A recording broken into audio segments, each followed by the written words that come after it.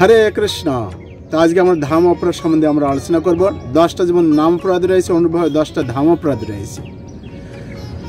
ইচ্ছা হয় যে আমি মায়াপুর ধাম কিংবা বৃন্দাবন ধাম আমরা দর্শনে যাব, সেখানে গিয়ে আমি অবস্থান করব।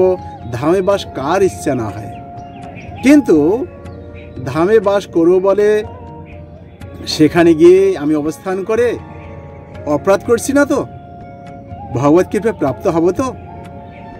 হ্যাঁ, অবশ্যই আমাদের 10টা অপরাধ থেকে মুক্ত থাকা উচিত। যদি অপরাধ থেকে আপনি মুক্ত না হন, ধামে থেকে যদি আপনি এই ধরনের কর্ম করেন, তাহলে ধামে থেকে যে ফল হবে তার বিপরীত প্রতিক্রিয়া আপনি প্রাপ্ত হবে।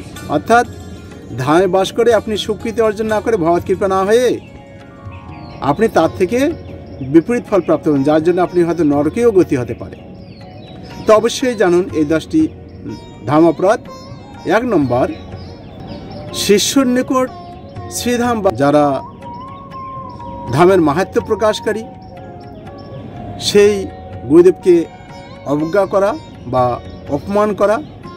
যে গুরুদেব বলছেন তাকে যদি আমি অপমান করি বা অসম্মান করি, এটা হচ্ছে একটা ধাম অপরাধ। অর্থাৎ ধামের মাহাত্ম্য যিনি প্রকাশ করবেন তাকে শ্রদ্ধা জ্ঞাপন করা উচিত। হ্যাঁ। দ্বিতীয় হচ্ছে শ্রীধামকে অস্থায়ী বলে মনে করা। মথুরা, বৃন্দাবন কিংবা অন্যান্য যে এটা হচ্ছে অস্থায়ী ধাম। কেন? ভগবত ধাম হচ্ছেন চিন্ময়। বুঝতে হবে, আমরা অনেকেই আমরা ধাম দর্শনে গিয়ে, বৃন্দাবন বা অন্যান্য ধাম দর্শনে গিয়ে আমরা এটিকে মনে করি বিভিন্ন এটা কাঠ পাথর বালু দিয়ে তৈরি কিংবা অন্যান্য কিছু, এটা অস্থায়ী। এটা একটা অপরাধ। ধামকে মনে করতে হবে তিনি এসছেন স্থায়ী, ভগবত ধাম, বৃন্দাবন, অন্যান্য ধাম। আর 3 নম্বর হচ্ছে শ্রীধাম বাসী অথবা শ্রীধাম যাত্রীগণের কারো প্রতি উৎপীড়ন, অনিষ্ট করা অথবা তাদেরকে সাধারণ জড়লোক বলে মনে করা। অর্থাৎ যারা ধামে বাস করেন তাদের কোনো রকমভাবে জড় চেতনা দিয়ে আমাদের দর্শন করা ঠিক না।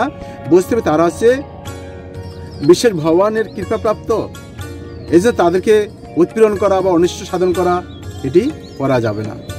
চতুর্থ, শ্রীধাম বাসকালে জড়কর্ম করা। মানে আমি ধামে বাস করে বিভিন্ন রকম জড়কর্ম করছি, অর্থাৎ ভৌতিক চিন্তা, বিষয় বাসনা আমি করছি। এখানে একটা বাড়ি করব, এইভাবে ব্যাংক ব্যালেন্স করব, ব্যবসা করব, বিভিন্ন কিছু কাজ করব। হ্যাঁ, অর্থাৎ জড়কর্ম এগুলো করা যাবে না। আর একটা হচ্ছে 5 নম্বরে হচ্ছে বিগ্রহ অর্চন ও শ্রীনাম কীর্তনকালে অর্থ সংগ্রহ করা এবং তদ দ্বারা ব্যবসা করা। যে আমি ভগবানের বিগ্রহ অর্চন করব বা নাম কীর্তন করব, আমি টাকা ইনকাম করব, টাকা রোজগার করব। হ্যাঁ, বা এটা একটা আমার ব্যবসা। যেমন বর্তমান সমাজে অনেকেই এগুলো করে থাকেন, যে কীর্তন করে তারা অর্থ সংগ্রহ করেন, এগুলো যথাযথ নয়। শ্রীধামকে বাংলার মতো কোনো জড়দেশ বা রাজ্যর অন্তর্ভুক্ত বলে মনে করা, বা শ্রীধামকে কোনো দেবতার সঙ্গে সম্বন্ধযুক্ত স্থানের সমান বলে মনে করা, অথবা শ্রীধামের সীমা নিরূপণের চেষ্টা করা। তাহলে বুঝতে হবে যে যদি আমি মনে করি এই মায়াপুর ধাম, বৃন্দাবন ধাম এ তো এখানেই, হ্যাঁ, উত্তরপ্রদেশের কিংবা রাজ্যর বাংলার একটা অংশ, একটা জায়গা, বা সেটা হচ্ছে একটা এর এতটুকু জায়গা রয়েছে। অর্থাৎ শ্রীধামের সীমা নিরূপণ করা যাবে না, বা শ্রীধামকে কোনো দেবতার সঙ্গে সম্বন্ধযুক্ত এসে মনে করা যাবে না, বা কোনো জড় দেশ বলে মনে করা যাবে না।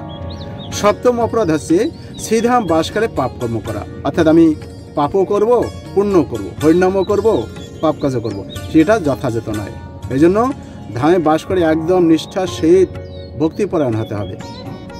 8 নম্বর, বৃন্দাবন নবদ্বীপের মধ্যে পার্থক্য নির্দেশ করা। অর্থাৎ যে নবদ্বীপ ধাম আলাদা, বৃন্দাবন ধাম আলাদা। কেননা ভগবদ্ধামের একটাই প্রকোষ্ঠ, অর্থাৎ একটি জায়গা, তার 2টি প্রকোষ্ঠ রয়েছে, একটা নবদ্বীপ, একটা বৃন্দাবন। কিন্তু এর মধ্যে কোনো পার্থক্য নিরূপণ করা যাবে না। নবদ্বীপ ধাম এটা মহাপ্রভুর ধাম, ওটা আছে কৃষ্ণ ধাম, মহাপ্রভু আলাদা, কৃষ্ণ আলাদা, অর্থাৎ পার্থক্য নিরূপণ করা যাবে না। 9 নম্বর, শ্রীধামের মাহাত্ম্য প্রকাশকারী শাস্ত্রে নিন্দা করা। যেগুলো শাস্ত্রে বর্ণিত রয়েছে এগুলোকে নিন্দা করা যাবে না। হ্যাঁ, অর্থাৎ যেখানে মাহাত্ম্য প্রকাশ রয়েছে সেগুলো আমাদের অবশ্যই এগুলো গ্রহণ করতে হবে। 10 নম্বর, শ্রীধামের মাহাত্ম্যকে অবিশ্বাস করা, যে এটা একটা কল্পিত বস্তু, অলৌকিক বস্তু, অনেকেই বলে থাকেন। তো এই জন্য আমাদের এই 10টা অপরাধ অবশ্যই আমাদের মুক্ত হতে হবে। যদি আমরা 10 ধাম অপরাধ মুক্ত হয়ে আমরা ধামের প্রতি শ্রদ্ধা জ্ঞাপন করে ধামের প্রতি আমাদের যদি হৃদ্যতা থাকে, ভক্তি থাকে, তাহলে ভগবত কৃপা আমরা পেতে পারি। নাহলে আমাদের অপরাধ হবে এবং ধামে বাস করি কিংবা ধামে আমি অবস্থান করছি, ধামে থেকে আমি যা কিছু করি না কেন তার ফল 0 হবে, যদি আমাদের এই 10টা অপরাধ থেকে আমি মুক্ত না হই। ধন্যবাদ। হরে কৃষ্ণ।